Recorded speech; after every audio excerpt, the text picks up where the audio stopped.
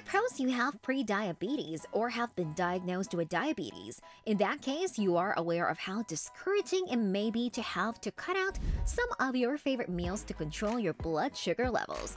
Contrary to popular opinion, those who have type 2 diabetes can consume bread in moderation and in the proper types. According to the American Diabetes Association, or ADA, starchy foods can be part of a healthy meal plan, but portion size is key.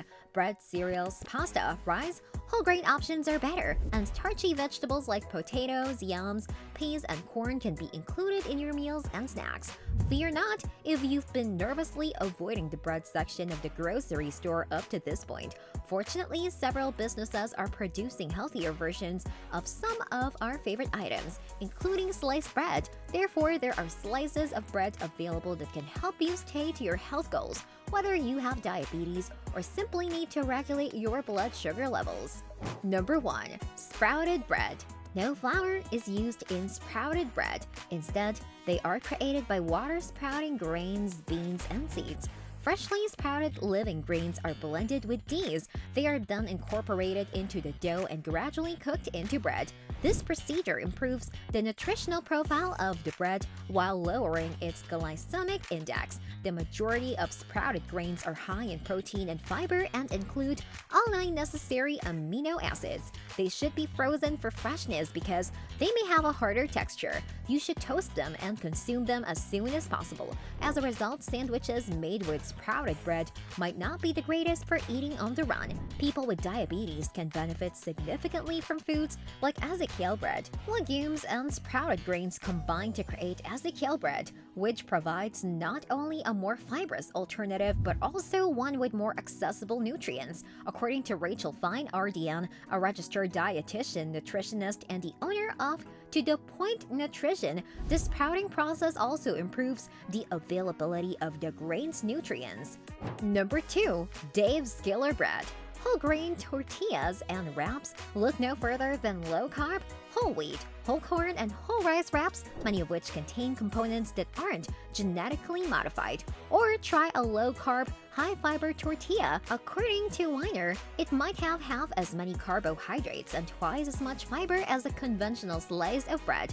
Just be mindful of the calories per serving, as tortillas and wraps frequently come in enormous quantities. For breakfast, add scrambled eggs, and for lunch, lean protein and veggies. Another delicious and healthful option is Dave's Killer Bread. Acceptable claims that in contrast to other loaves of bread, Dave's Killer Bread has a lot of whole grains, which helps in raising the amount of fiber and aids in maintaining blood sugar stability. Choosing one of their thin-sliced versions can be healthier. Number 3. Sourdough. Whole grain bread and other grains that have been sprouted can be difficult for some individuals to consume. If that applies to you, you might want to give a sourdough bread a try.